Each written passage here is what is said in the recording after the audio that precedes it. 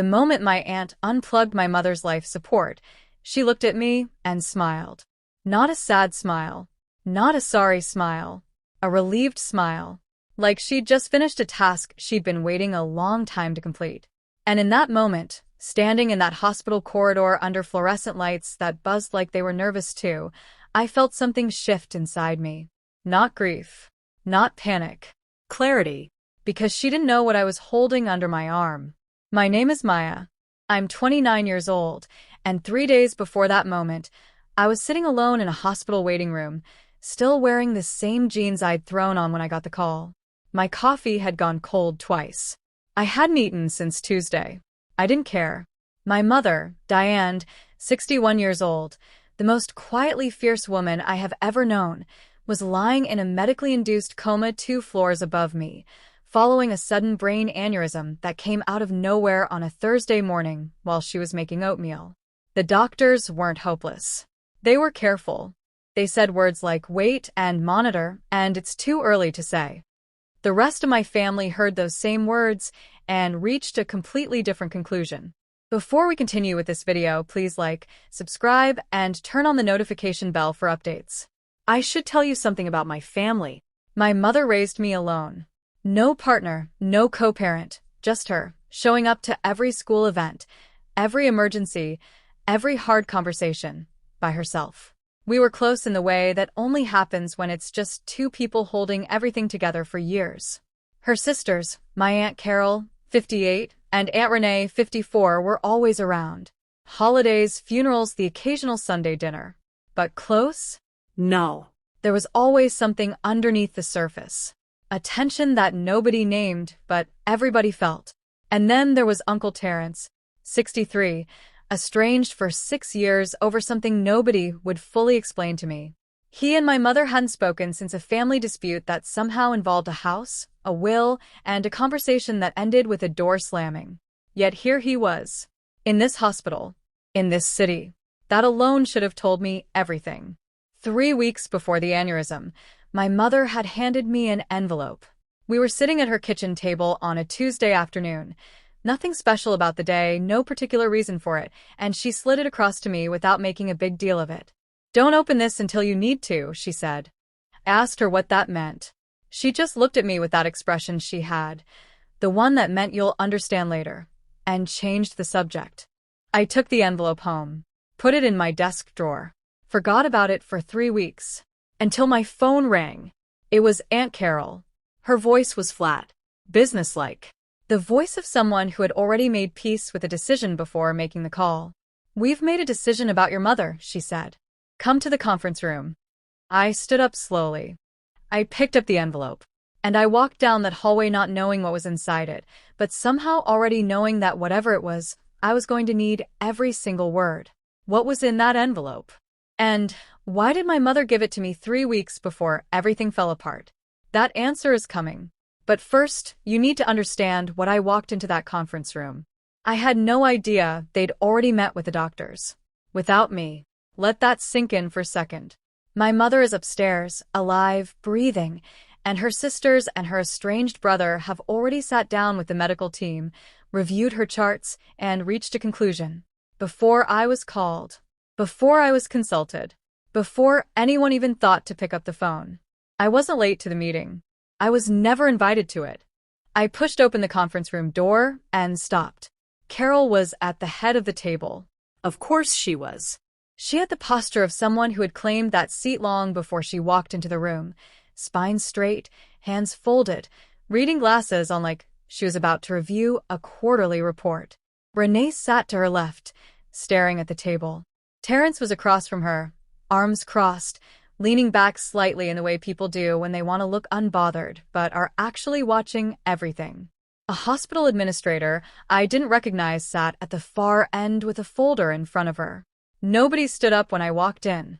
Nobody said, "We're so sorry, Maya." Nobody said, "Thank you for being here." Carol looked up, nodded once. The way you acknowledge someone entering a room, not the way you acknowledge someone whose mother is dying, and said, "Sit down. We've made some decisions we need to walk you through. Not discuss. Not share with you. Walk you through." Like I was a new employee being onboarded into a process that had already been designed without me. Carol explained it efficiently. She held medical power of attorney over my mother, a document Diane had signed years ago, back when I was a teenager, and Carol was the only adult family member willing to step up. Back then, it made sense. My mother was in her 40s, freshly single, and just being practical. She'd never updated it, or so Carol believed.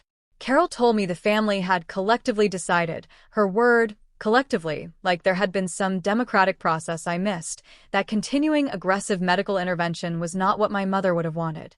The doctors had given them information. They had weighed it. They had decided. 48 hours. That was the timeline she put on it. I looked at Renee. She was still staring at the table. I looked at Terrence. He met my eyes for exactly 1 second, then looked away. Something was wrong. Not just emotionally wrong, logistically wrong. The doctors hadn't lost hope. They had used words like wait and monitor and too early. I had heard them. I had written them down. And yet somehow in a meeting I wasn't part of, that message had been translated into a green light for removal. And then I noticed small things. Terrence's watch, brand new, still had that particular shine of something recently purchased. Carol's bag. I'd never seen it before. A designer one, the kind she always coveted but claimed she couldn't afford. I'm not saying those things proved anything. I'm saying my mother raised me to notice when something doesn't add up. I asked one question before I left that room. Did my mother ever update that power of attorney? Carol's answer was immediate. No. But her eyes moved, just slightly, just for a fraction of a second, before she said it. I walked out. I found a stairwell. I sat down on a cold concrete step and held the envelope in both hands. My mother's handwriting was on the front. I'd looked at it a dozen times over the past 3 weeks without really reading it, but now I read it. Only when they try to take something from you. My hands were shaking. They already have. I slid my finger under the seal, and we'll get to what was inside. But first, you need to understand just how far Carol had already taken this, because what I found out next made that envelope feel less like a safety net and more like a weapon. What was in that envelope didn't just change the situation. It changed everything, including who actually had power in that hospital. While I was sitting in that stairwell, the clock was already moving. I found out from a nurse, not from family, that Carol had contacted a funeral home. Not to inquire. Not to gather information just in case. To make arrangements. Active, specific, dated arrangements.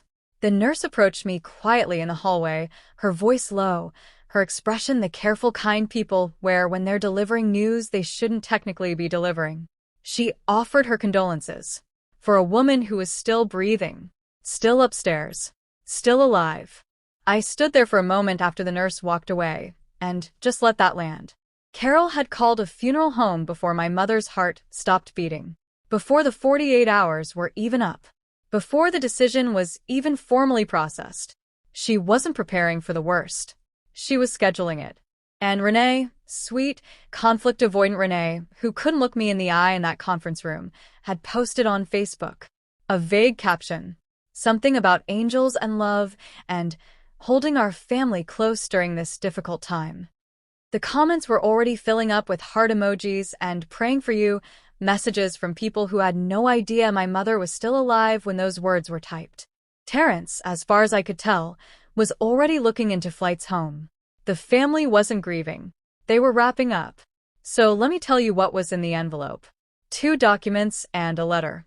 The first document was a notarized advance directive, dated 8 months ago, fully revoking Carol's medical power of attorney and transferring it, completely and legally, to me. Maya, her daughter, the person who actually showed up. The second document was an updated last will and testament. I won't go into every detail right now, but the short version is this. Everything my mother had built, her house, her savings, everything, was designated clearly, legally, and without ambiguity. And then there was the letter, handwritten, 3 pages. My mother's careful, slanted cursive that I could recognize anywhere. She wrote that 8 months ago, while recovering from a minor surgery, routine, nothing serious, she had overheard Carol on the phone in the hospital hallway. Carol didn't know Diane was awake. Carol thought she was still sedated. My mother heard her discussing nursing home timelines, real estate agents, what the house might list for, how quickly the estate could be liquidated once things were resolved. Carol was talking about my mother's life like it was an item on a to-do list. And my mother, instead of confronting her, instead of causing a scene, instead of giving Carol any warning at all, went home, called her lawyer, and quietly dismantled every single thing Carol thought she controlled. She did it in private appointments. She told no one. She filed everything correctly. And then she sat on it, waiting to see if she was wrong about her family. She wasn't wrong. I called the lawyer. His name was already in the envelope. My mother had written his number at the bottom of the letter with a note that just said, "He's expecting your call." He picked up on the second ring. He already knew. He'd been briefed months ago. He walked me through everything in under 10 minutes, calm, precise, thorough. The documents were valid. They were filed. They were legally binding. Carol's power of attorney was void the moment my mother signed the revision, which meant the 48-hour countdown Carol had set. It wasn't hers to set. It never was. I had 24 hours to stop it. I want to be honest with you about how I felt in that moment. I didn't feel powerful. I didn't feel victorious.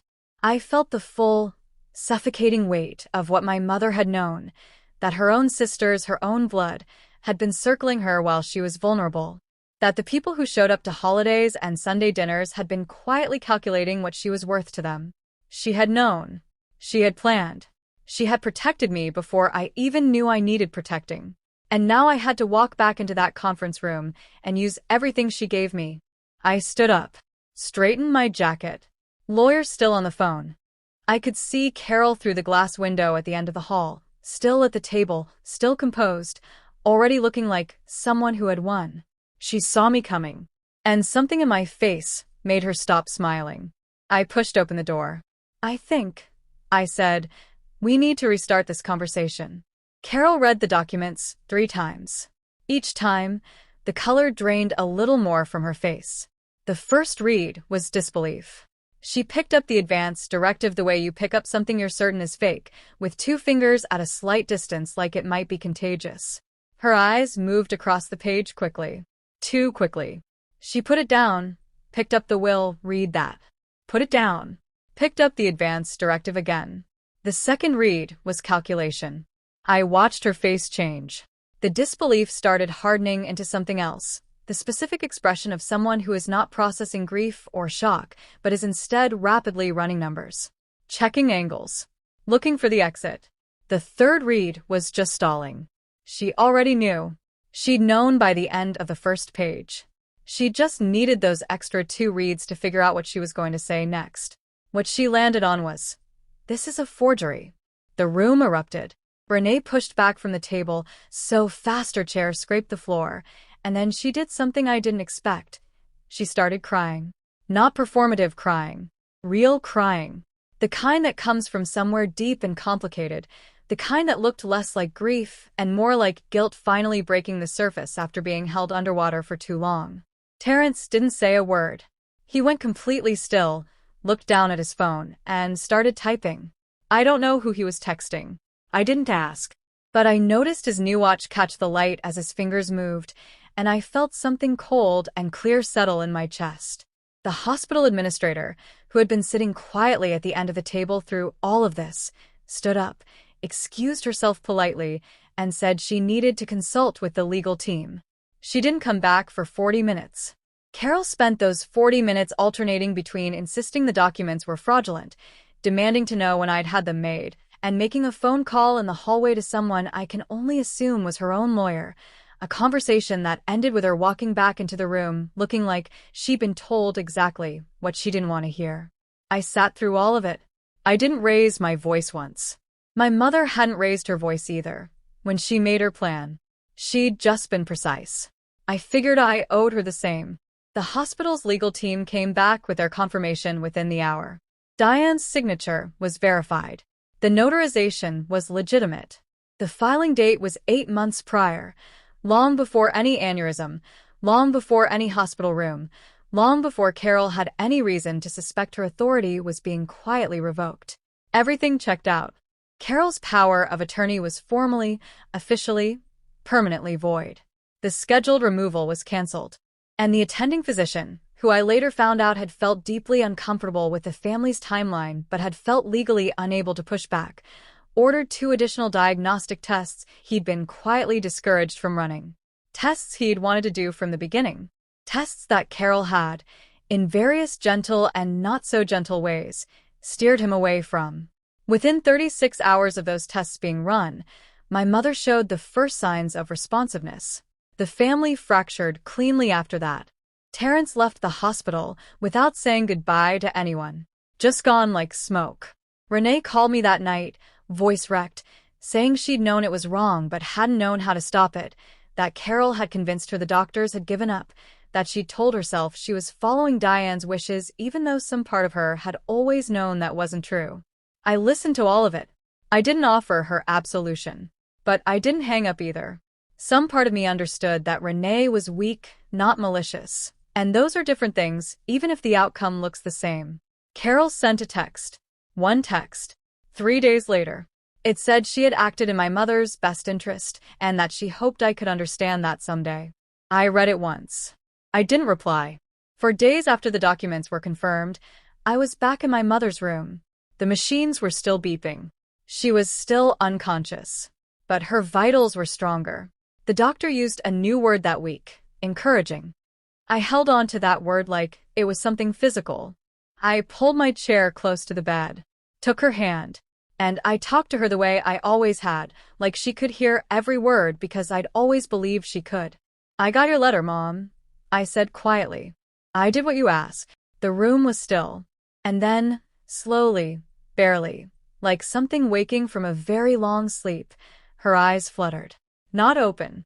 Not fully. Just the smallest, most fragile movement. But enough. More than enough. Cut to black. 6 weeks later, my mother was awake. Not fully recovered. Not back to herself completely. But awake, sitting up in a hospital bed, a little thinner, a little slower, occasionally losing a word mid-sentence and having to fish for it. But there. Present. Herself. Recognizably, undeniably her. The doctors called it remarkable. One of them actually used that word in the hallway, thinking I wasn't close enough to hear. I heard. I stood there and let it wash over me, and didn't even try to stop the tears. Some things deserve to be felt completely. Once she was strong enough to have a real conversation, I told her everything. I laid it out carefully. Carol's timeline, the funeral home, Renee's Facebook post, Terrence and his new watch, the conference room, the documents, the lawyer, all of it. I watched her face as I talked.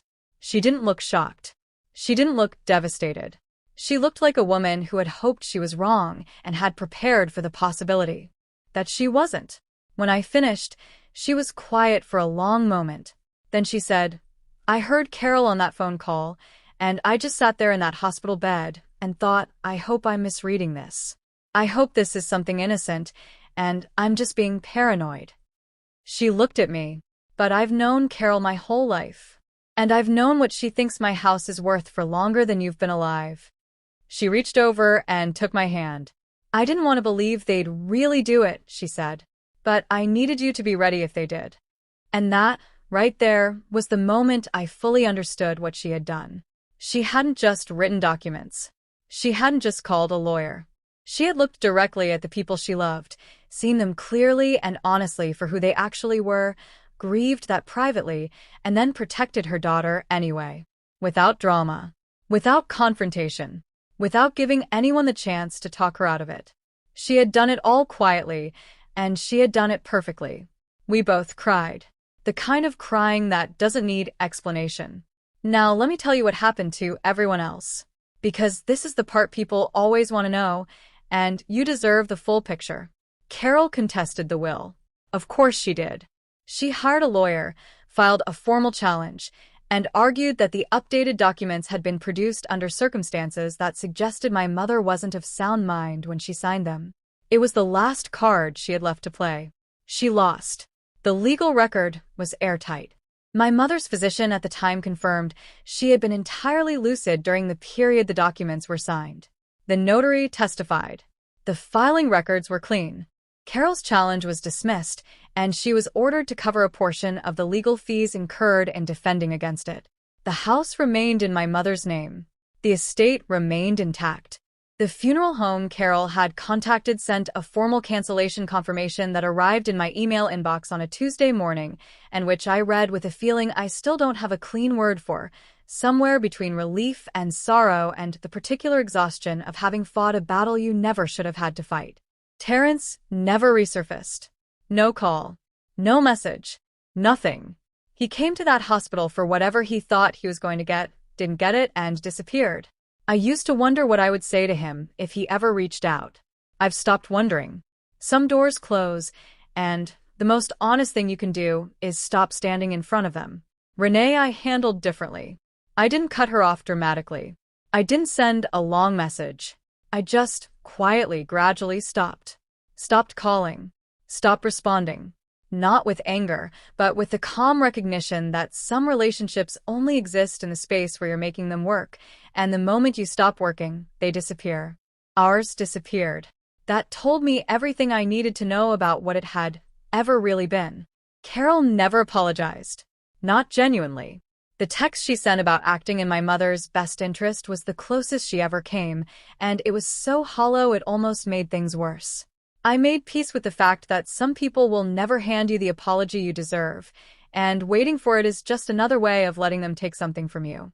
I decided to stop letting Carol take anything from me. My mother came home in early winter. We didn't do anything special for it. No party, no celebration. She just walked through her front door, slowly, with a cane she hated and used anyway, looked around at her living room like she was memorizing it, and sat down in her chair by the window. I made coffee.